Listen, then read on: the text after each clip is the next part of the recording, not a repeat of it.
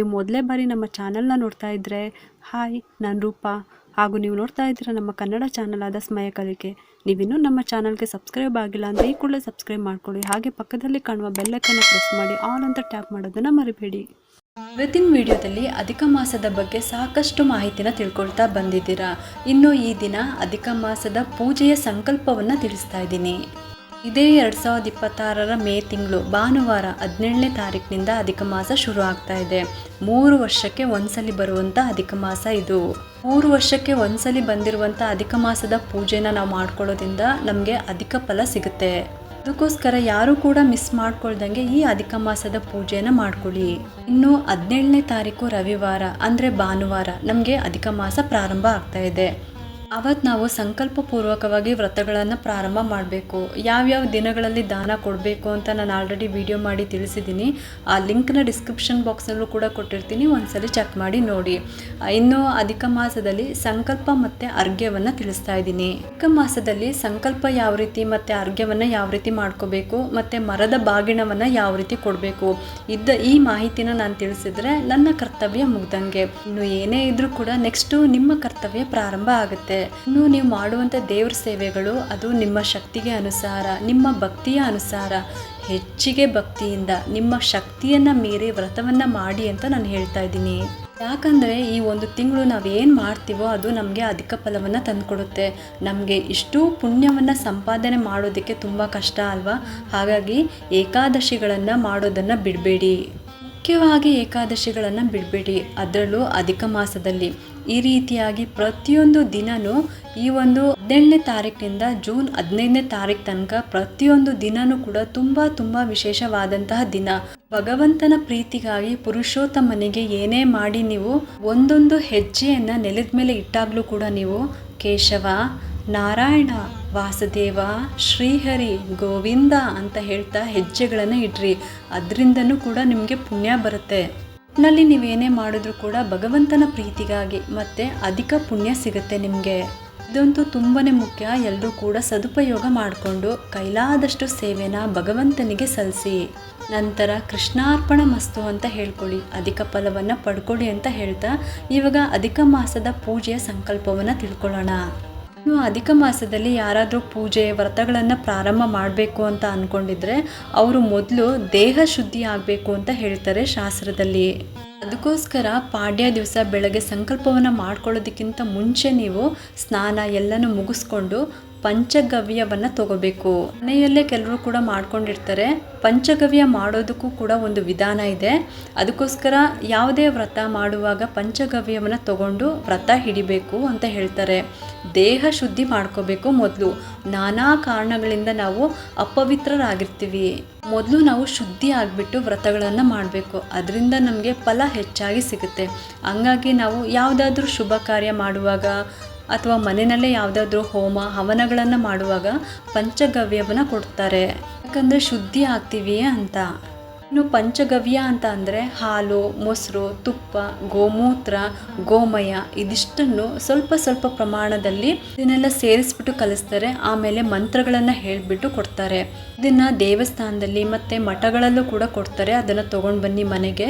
ಸಾಧ್ಯ ಆಗಿಲ್ಲ ಅಂತ ಅನ್ನೋರು ನಾವೇ ಮಾಡ್ಕೋಬೇಕು ಮನೆಯಲ್ಲಿ ಅಂತ ಹೇಳೋರು ಈ 5 ಪದಾರ್ಥಗಳನ್ನು ಅಂದರೆ ಹಾಲು, ಮೊಸರು, ತುಪ್ಪ ಮತ್ತು ಗೋಮೂತ್ರ, ಗೋಮಯ ಇದಿಷ್ಟನ್ನು ಸೇರಿಸ್ಬಿಟ್ಟು ಅಂದರೆ ಸ್ವಲ್ಪನೇ ಎಲ್ಲನೂ ಬೆರೆಸ್ಬಿಟ್ಟು ಇದನ್ನು 3 ಸಲ ಸ್ವೀಕಾರ ಮಾಡ್ಕೋಬೇಕು. ಇದು ಪಂಚಗವ್ಯ ಸ್ವೀಕಾರ ಅಂತ ಹೇಳ್ತಾರೆ. ಈ ರೀತಿ ಪಾಡ್ಯ ದಿವಸ ತಲೆಗೆ ಎಣ್ಣೆ ಸ್ವಲ್ಪ ಹಚ್ಕೊಂಡ್ಬಿಟ್ಟು ತಲೆ ಸ್ನಾನವನ್ನು ಮಾಡಿಕೊಂಡು ಪಂಚಗವ್ಯವನ್ನು ತಗೊಂಡು ಶುದ್ಧರಾಗ್ಬಿಟ್ಟು ಸಂಕಲ್ಪ ಪೂರ್ವಕವಾಗಿ ವ್ರತಗಳನ್ನು ಪ್ರಾರಂಭ ಮಾಡಬೇಕು. ಅಧಿಕ ಮಾಸದಲ್ಲಿ ಸಂಕಲ್ಪ ಯಾವ ರೀತಿ ಒಂದು ಪೂಜೆ ಪುನಸ್ಕಾರಗಳನ್ನು ವ್ರತಗಳನ್ನು ಮಾಡಬೇಕು ಅಂದರೂ ಕೂಡ ನಾವು ಸಂಕಲ್ಪವನ್ನು ಮಾಡಿಕೊಂಡು ಸಂಕಲ್ಪ ಪೂರ್ವಕವಾಗಿ ನಾವು ಮಾಡಿದಂತಹ ಪೂಜೆ ವ್ರತಗಳು ನಮಗೆ ಹೆಚ್ಚು ಫಲವನ್ನು ಕೊಡುತ್ತೆ. ಹಾಗಾಗಿ ಸಂಕಲ್ಪ ಅನ್ನೋದು ತುಂಬಾ ಮುಖ್ಯ. ಇದನ್ನು ನಾವು ಮೊದಲು ಮಾಡ್ಕೋಬೇಕು. ಹಂಗಾಗಿ ಇವತ್ತು ಪೂಜೆಯ ಸಂಕಲ್ಪವನ್ನು ತಿಳ್ಕೊಳ್ಳೋಣ. ಕೈಯಲ್ಲಿ ಹೂವು ಅಕ್ಷತೆಯನ್ನು ಇಟ್ಕೊಂಡು ನಿಮ್ಮ ಕುಲದೇವರ ಪ್ರಾರ್ಥನೆ ಮಾಡ್ಕೊಳ್ಳಿ. ನಿಮ್ಮ ಮನೆ ದೇವ್ರನ್ನ ಪ್ರಾರ್ಥನೆ ಮಾಡಿಕೊಂಡು ಶುರು ಮಾಡ್ಕೋಬೇಕು.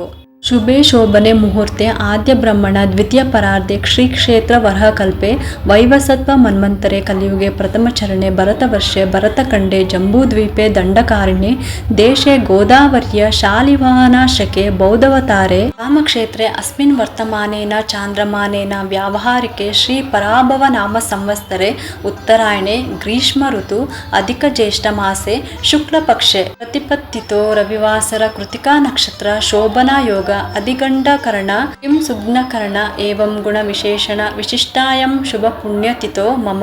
ನಿಮ್ಮ ಹೆಸರು ಹೇಳ್ಕೋಬೇಕು, ಗೋತ್ರ ಹೇಳ್ಕೋಬೇಕು, ರಾಶಿ ಹೇಳ್ಕೋಬೇಕು, ನಕ್ಷತ್ರ ಹೇಳ್ಕೊಂಡು ಸಮಸ್ತ ದುರಿತಾಕ್ಷಯ ದ್ವಾರ ಶ್ರೀ ವಿಷ್ಣು ಪ್ರೇರಣೆಯ ಶ್ರೀ ವಿಷ್ಣು ಪ್ರೀತ್ಯಾರ್ಥಂ ಪ್ರಯತ್ರಿಷಂತು ದೇವತಾ ಅಂತರ್ಯಾಮಿ ಶ್ರೀ ಭಾರತೀ ರಮಣ ಮುಖ್ಯ ಪ್ರಾಣಾರ್ಥಗಾರ್ಥ ಶ್ರೀ ಆನಂದ ಪುರುಷೋತ್ತಮ ಪ್ರೀತಿ ದ್ವಾರ ಮಮ ಸಹ ಕುಟುಂಬಾಣಂ ಕ್ಷೇಮ ಸ್ಥೈರ್ಯ ವಿಜಯ ವೀರ್ಯ ಆಯುರಾರೋಗ್ಯ ಐಶ್ವರ್ಯ ಅಭಿವೃದ್ಧ್ಯರ್ಥಂ ಪುತ್ರ ಪೌತ್ರಾಭಿವೃದ್ಧ್ಯರ್ಥಂ ಧನ ಧಾನ್ಯ ಕ್ಷೇಮ ಸಮೃದ್ಧ್ಯರ್ಥಂ ಅಧಿಕ ಫಲ ಪ್ರಾಪ್ತ್ಯರ್ಥಂ ಫಲಮಾಸ ಪ್ರಯುಕ್ತ ನೀವು ಮಾಡುವ ದಾನದ ಹೆಸರು ಅಥವಾ ಪೂಜೆ ಹೆಸರು ಹೇಳ್ಕೊಂಡು ಪೂಜಾ ಅಹಂ ಕರಿಷ್ಯೆ ದಾನಂಚ ಕರಿಷ್ಯೆ ವ್ರತ ದಾನಂಚ ಕರಿಷ್ಯೆ ಎಂದು ಹೇಳಬೇಕು.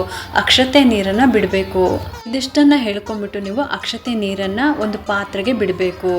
ಇವರೆಲ್ಲ ಸಂಕಲ್ಪ ಹೇಳೋದಕ್ಕೆ ನಮಗೆ ಬರೋದಿಲ್ಲ, ನಾವು ಅಷ್ಟು ಓದಿಲ್ಲ ಅಂತ ಅನ್ನೋರು ಈ ವಿಡಿಯೋನ ಡೌನ್ಲೋಡ್ ಮಾಡಿಟ್ಕೊಳ್ಳಿ ಅಥವಾ ಸೇವ್ ಮಾಡಿಟ್ಕೊಳ್ಳಿ. ಆ ಪೂಜೆಯ ಸಮಯದಲ್ಲಿ ಸಂಕಲ್ಪ ಮಾಡ್ಕೋಬೇಕಾದ್ರೆ ಈ ವಿಡಿಯೋನ ಪ್ಲೇ ಮಾಡಿಕೊಂಡ್ರೆ ನಾನು ಹೇಳೋ ರೀತಿ ನೀವು ಹೇಳ್ಕೊಂಡ್ರು ಸಾಕು. ಇನ್ನು ಅಧಿಕ ಮಾಸದಲ್ಲಿ ಪೂಜೆ ವ್ರತ ರಂಗೋಲಿಗಳು ಪ್ರತಿದಿನ ಮಾಡೋದಕ್ಕೆ ಈ ರೀತಿ ಸಂಕಲ್ಪವನ್ನು ಮಾಡಿಕೊಂಡು ನೀವು ಶುರು ಮಾಡ್ಕೋಬೋದು. ನೀವು ಯಾವತ್ತು ದಾನವನ್ನು ಕೊಡ್ತೀರೋ ಯಾವ್ಯಾವ ದಿನ ಕೊಡಬೇಕು ಅಂತಲೂ ಕೂಡ ತಿಳಿಸಿದ್ದೀನಿ. 25, 27 ಈ ರೀತಿ ಕೆಲವು ತಿಥಿಗಳನ್ನು ತಿಳಿಸಿದ್ದೀನಿ.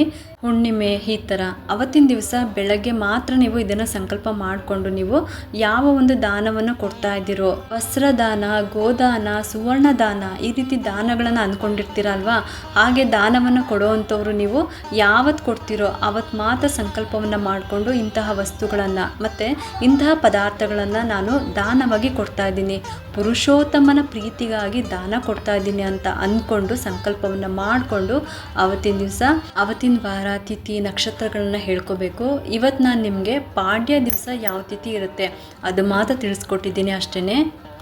ನೀವು ಯಾವತ್ತು ದಾನ ಕೊಡ್ತೀರೋ ಅವತ್ತಿನ ಪಂಚಾಂಗ ಕ್ಯಾಲೆಂಡರ್ನ ನೋಡಿದ್ರೂ ಕೂಡ ಸಾಕಾಗುತ್ತೆ.